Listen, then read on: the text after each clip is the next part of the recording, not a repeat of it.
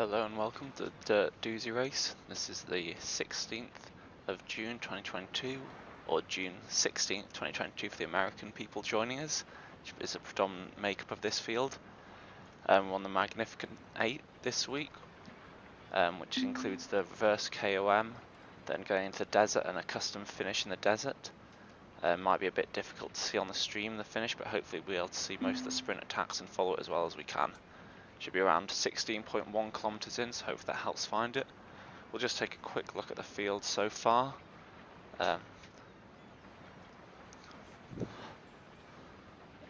See if we can get it on screen for you. Okay, so most of the sign-ups will change at some point throughout this. And these are the people who signed up initially, but you can see there's already far more people in the pen, so we'll see what actually turns up before we make any real assessments. But looking at the current sign-ups, it looks like Tim Nelson from Cryogen, Sam Crofts, both strong, experienced riders, are going to be the favourites. Both bordering on A+, decent 20-minute power, and strong sprints. Looking at the rest of the field, we have a lot of Cat B riders with us as usual, so that'll be a tough effort for them as we have the climb out of the volcano on the dirt section, then straight into the reverse KOM, as you can see at the top of the screen, so that's going to be very difficult for them to hold on through. They'll probably do a lot of damage, but if they can hold on through that, they should get good finishing points. Quite a few of them having strong sprints. Looking at mainly Ryan Norwood with his big pure watts. And we've seen see who else signs up, because we normally have a couple more of the Bs who are competitive over the sprints. But otherwise it'll mainly be those top end A's, the experienced riders that we're looking at towards finish. Okay, we'll head back to the race as we go into 20 seconds left.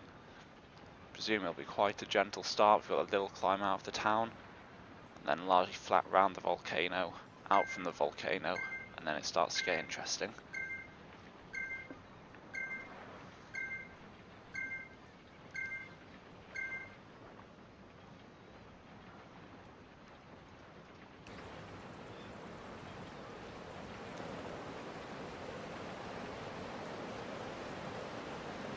So to set off, you can see that the A's are at the back of the field. That's always makes things a bit more interesting coming through as they push through and join the groups. I'd rather it was that way than the other way around, with people chasing onto the A's, as that can be a bit of a challenge for those lower categories, especially the B's, who are probably competitive and can stick with the A's for a while. So then it becomes a real challenge for who's able to put out a big 1 minute to get on the tail of the A's and just draft them for the rest of the race. This time we've got the A's pushing through.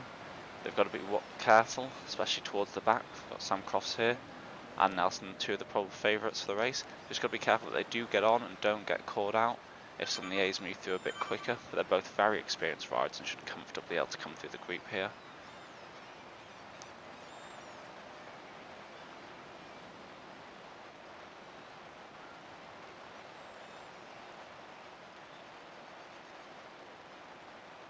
A little bit of a gap. Numbers are a bit high.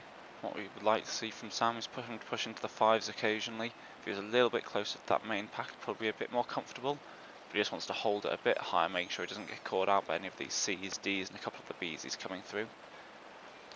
With these shorter races, we don't have many power-ups available. So on this, I'd expect to see just 2 power-ups available for the course. That was one through the banner there, and then we'll have another one as we come through the KOM finish pad. I'm not sure if we get one at the volcano or the sprint. I don't think we do, but we'll see as we go through it. Importantly, if you don't get an aero, you probably want to risk it and get rid. For the real strong riders, it might do quite well without an aero, with a draft fan or a feather, but they're unlikely to win the race. And for most people in these individual races, it's all about first or nothing. So they'll be wanting to chance it for an aero every single time. One of the things that makes these shorter races a bit more interesting, that there is a bit of luck involved. There's a bit of that aero factor. It helps even it up and stop the same people winning week in, week out. You can see we have got a strong front group now. Quite a lot of Bs with us. There is a group of Bs behind, but they haven't quite formed up into that solid kind of chase bunch that we'd like to see if they were going to make an effort to get back on. It is very just strung out. We have lost 1A already. It doesn't seem to be quite of the level of the others. You'd hope he'd be able to push here at least and have the energy to jump on with the B's ahead of him, at least sit in their draft, but he just doesn't seem to have much left.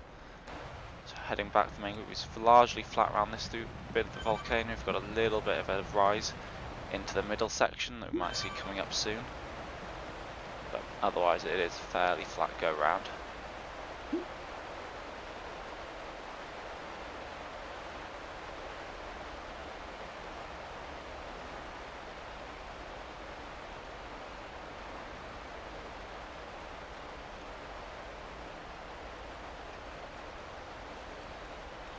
We see someone using an arrow. It's a very poor move. Quite inexperienced, presumably. Not quite sure who it is. Possibly an accidental click. But they will not want to have been doing that. Especially on a section like this where it's totally flat. That's going to hurt them later on massively.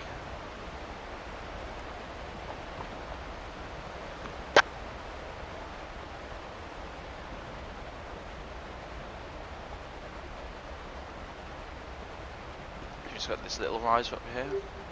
Something that might try to push the pace, but nothing serious is going to happen here. Front group seems to be all A's and B's, there's no C's or D's with us, they're not going to drop anyone, and even then it doesn't make too much difference for them, it'll just be affecting the other categories' races. So we do have a lot of B's with us who will probably stick all the way through to the climb. It might get up the first section for the Sorpesa climb on the dirt, but it'll be unlikely that they get to the reverse KO unless they are very much at the top of the category. When we hit the reverse KOM climb, while it is a 4 to 5 minute climb, we'll hope we'll probably go in around 4 or just sub 4 minutes in this group, though it's a bit of a smaller field compared to some weeks, so maybe just over 4 minutes. Either way, it's not actually a prolonged climb. It's generally viewed as about 30 to 45 second effort at the start, where you go all in around 1 minute power, if not higher, and then you settle down and just sit in the draft as much as possible through the next section, where it's all 1, 2, 3% at most.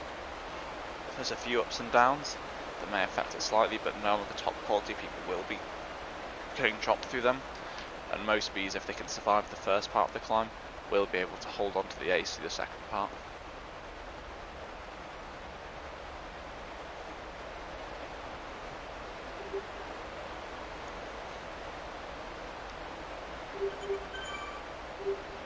So looking at the people who have actually turned up for the race, looks like we've got Brandon Hines, Tim Nelson, Sam Cross, all probably the favourites for the race. Around 4.7 to 4.9 for 20 minutes, and then all above 14.5 watts per kilo. Had to pick a favourite, probably Tim Nelson from Cryogen or Sam Cross. Be an interesting battle between the two of them, because he's got a little bit more raw power than Brandon Hines and a little bit more experience. But we'll see how we get on through it, and it's probably going to come down to who's going to actually conserve a bit more, especially on the long drag into the desert after the reverse KOM. Through the reverse KOM, you'd expect one or two of them might try to push the pace just to harm the rest of the Bs in the field. But they should all know that they're going to be strong enough to win that sprint anyway if on form. A lot of it will come down to, out of the three of them, who is going to be able to sit in the most, who's going to be able to do the least work, who's not going to be the one who doesn't push the pace and just gets that recovery.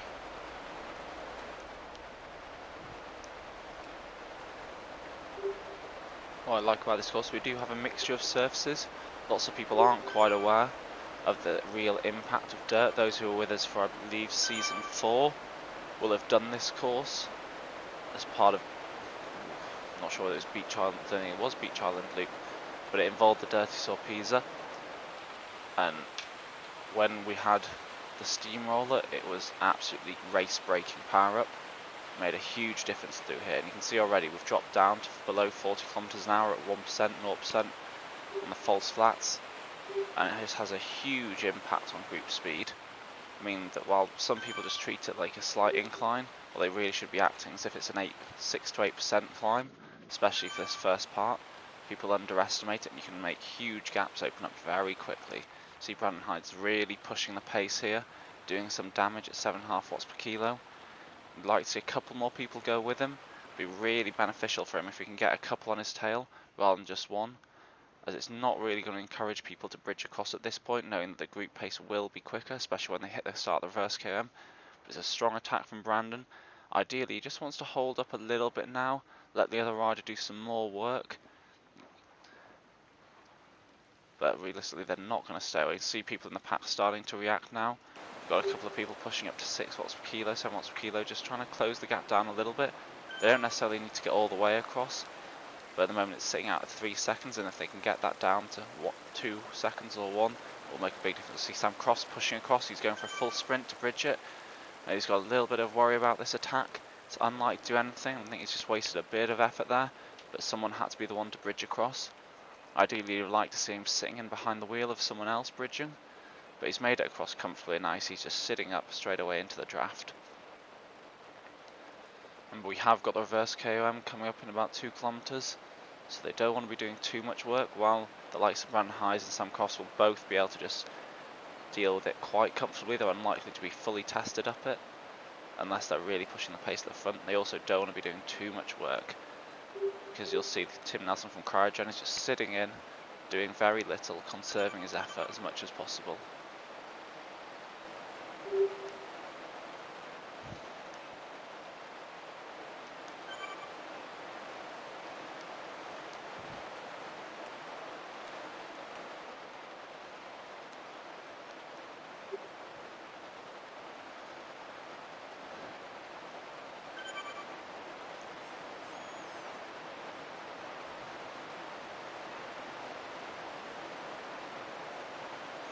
Looks like we've got a couple of stronger riders who've joined, not in terms of the sprints.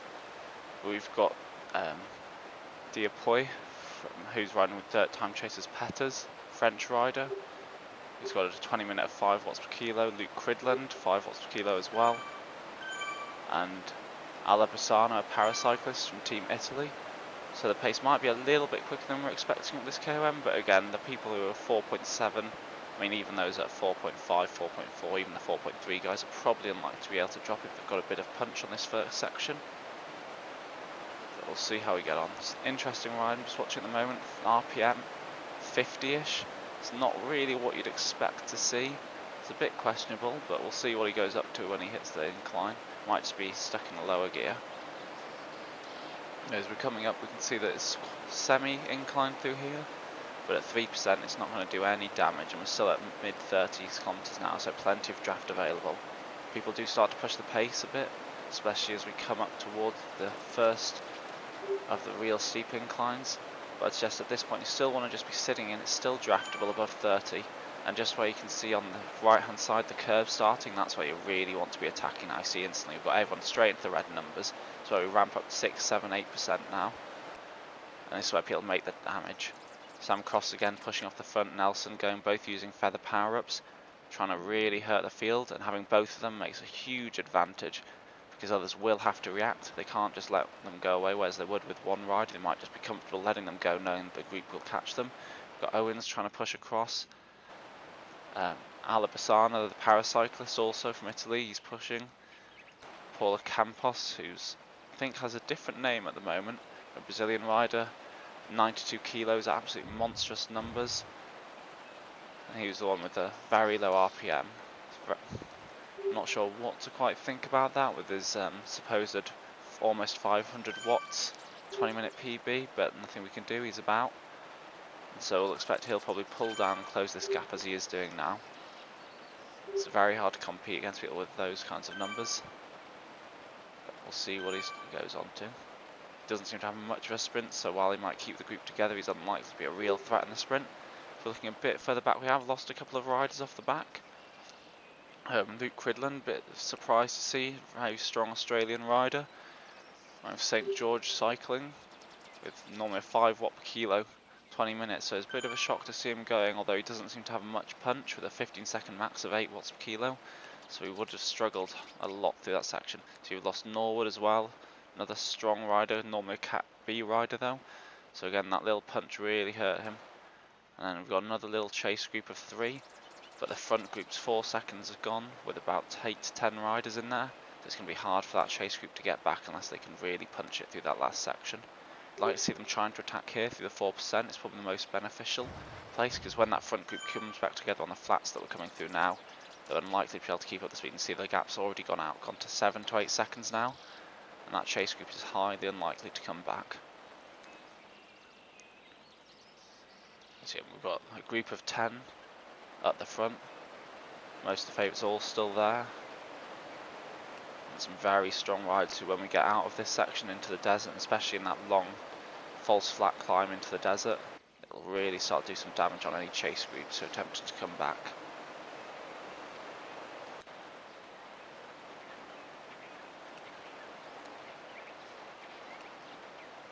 See, there's no coming back now from this group. While they are pushing the pace a little bit, the front doesn't seem particularly organised. You see a couple of people occasionally pushing up and then everyone settles back in.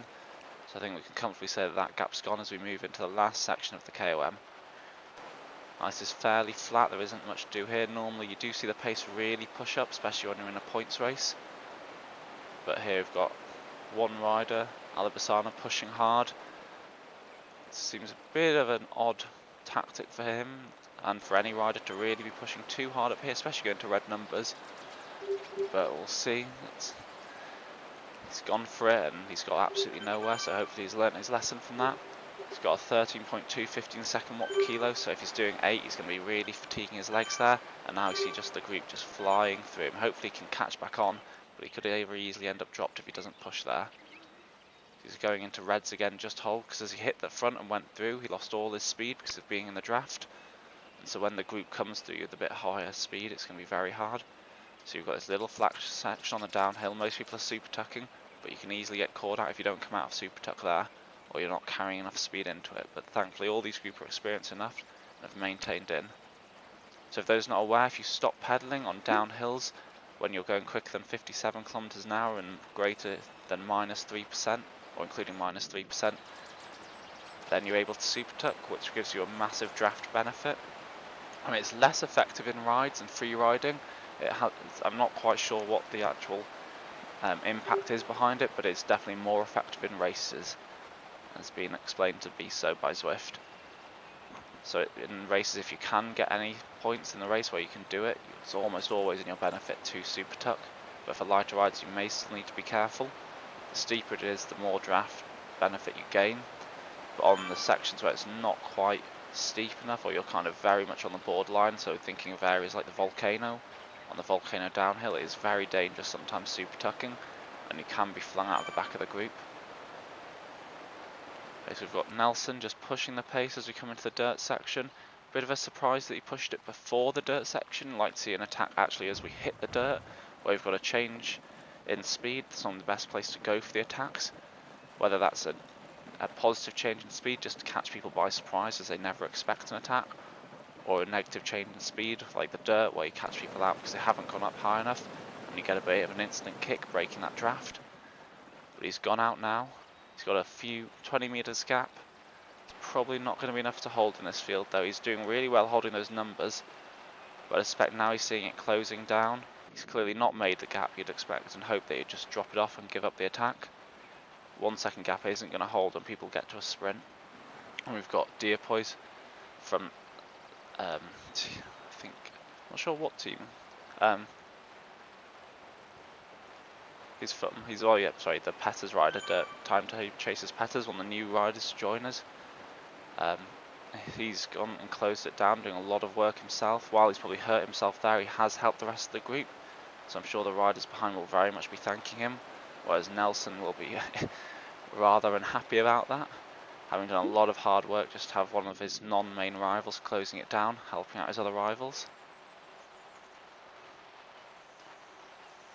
He seems to manage to have got back attached. We do have a long flat section of the desert to go, so he should be able to get in some recovery, but I can't imagine he'll be feeling too good after that, having just pushed hard up the KOM and then gone for an attack afterwards. So you can see a lot of people just chilling out now, trying to get their watts per kilo down, just getting a little bit of rest into the legs.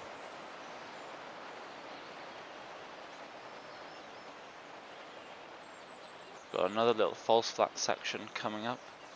It's hit 1%, 2% for some of this section, coming through under the bridge into the desert for itself.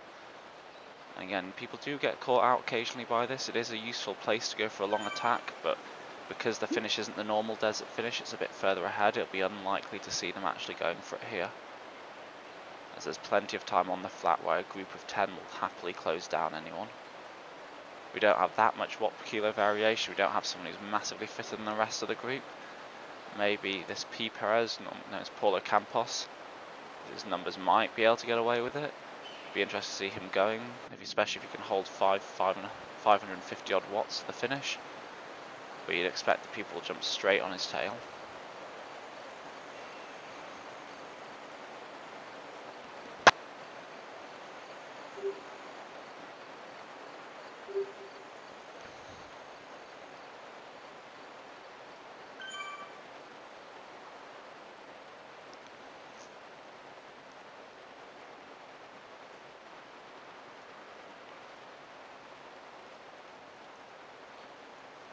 So while I have a little bit of time, there's a little bit of a push happening at the front, and people are just a bit cautious trying to jump over to it.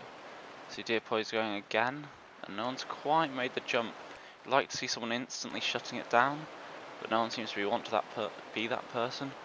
Whether people are kind of banking on getting a little bit further away, then jumping across hard and working together with him, might be what we see from Nelson from Cryogen, although you'd like to see him ramp up a little bit before he hits the front, so he's probably wasted that opportunity there. We'll see what happens with this, and we'll have a quick look at who's left in the front group. So again, Dearpoi's just kind of slowing down again now. There's no way he'll stay away unless he's doing a 5 watts per kilo. 20 meter gap's going to be nothing when we come onto a flat sprint. It needs to be looking at least a 5-6 second gap for it really to count. You can see his heart rate's up, he's in a world of hurt. I can't imagine this is going to stay away particularly well. What can be effective though is these riders just sitting in behind, letting him hold this gap at 10-20 meters, and then just reacting when he does push up like now, just so he does a lot of hard work but ultimately doesn't get far enough away to do any real damage. I see a couple of people just seeing his numbers going up, reacting a little bit. You want to keep it below a 5 second gap.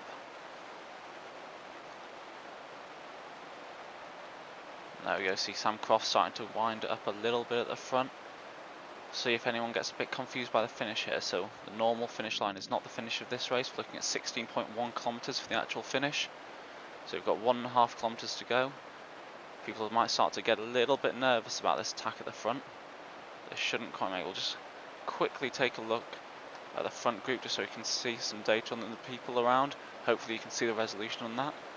So in terms of sprinters, we're looking at the Paulo Campos, although he's got a poor watts per kilo. Still very strong pure watts, but he might struggle in this finish. Sam Crofts again, as we talked about earlier. Tim Nelson, who went for the early attack, coming into the climb into the desert. And then Brandon Hines, of course. So people are starting to wind up. So you see Hines going up, trying to jump across a bit. Quite a lot of people starting to push now. We've got 1 kilometer to go, allegedly. Whether it's missed out some of the actual distance. We'll see people have chased down onto his wheel, and Nelson's going to carry on pushing through hard here. So he's got Paulo Campos right in his wheel. So Nelson's done this really poorly in that he's led out the rest of the field. And people are starting to sit up again. The field is very spread out, but would like to see people just a little bit tighter. Had one arrow go already. Hines coming through, will he be able to bridge across? You'd like to see him going now with 500 meters to go. He wants to jump across that lead group. See arrows starting to fly. But at the front we've got Paulo Campos, Nelson. Looks like Hines has nothing left here to get across. So it's probably going to become these front 2 riders. Apologies, we can't see the virtual finish line, but it's 16.1 kilometers. Should be able to see when people instantly power down. But Nelson's again, it's been a very cat and mouse attack at this front. Nelson pushing through hard there. Nelson should be coming through for the win, though it's very close on the line.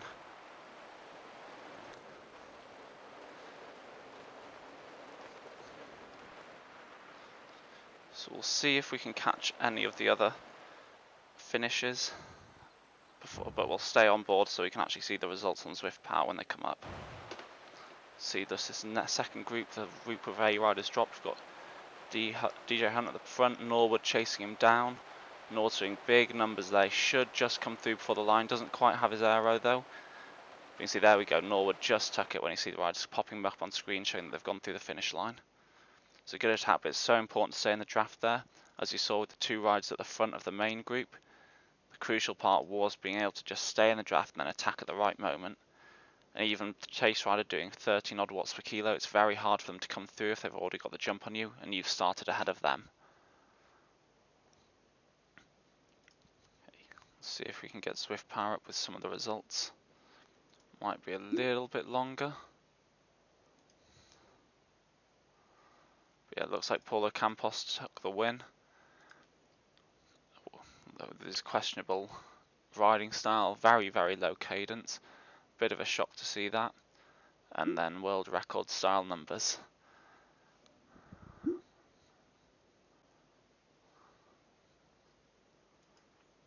Just got a little bit longer to wait.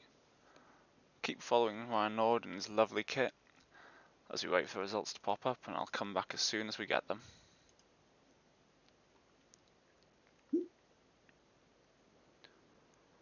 It's interesting to see how stretched out the field we got, though, especially with the early attacks, whether that was someone getting confused about where the finish line was. It was a very strong early attack, maybe knowing that there were some Cat B riders left in and they wouldn't be able to keep up over a minute. It was risky though, and I'd like to see people like Sam Crofts and Brandon Hines stay a little bit closer. They didn't quite get the jump and it seemed like they just sat up a little bit, thinking that they were going to be in touch, but really at that point you want to be in within a draftable distance of those lead riders.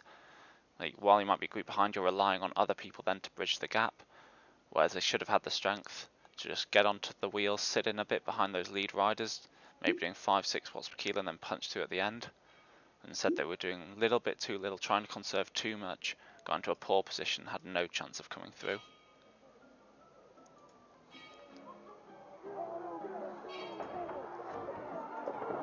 Okay, so results should be up now. So there we go, so it's Paulo Campos in first, Tim Nelson in second. Both very tight, but Paulo Campos just coming through for the win, doing 400 watts average, very large numbers. Then Brandon Hines managed to come through, just pipping out Sam Crofts, who also beat Jacob Bratton in fifth, Sylvian in sixth, Mike Gertmuller in seventh, Brian Owens in eighth, Bastien Diapuy in ninth. With his regular attacks, I think that might have tired him out a bit too much, so he's averaged 5 watts per kilo for the race, which is far too much when you compare to the other numbers. He needs to do a little bit more drafting and practice that, and he'll be very, very competitive. But big credits to him for doing that, making the race a bit more exciting. And we had Alabasana down in 10th. Well done everyone, hopefully we'll see you next week for the next race.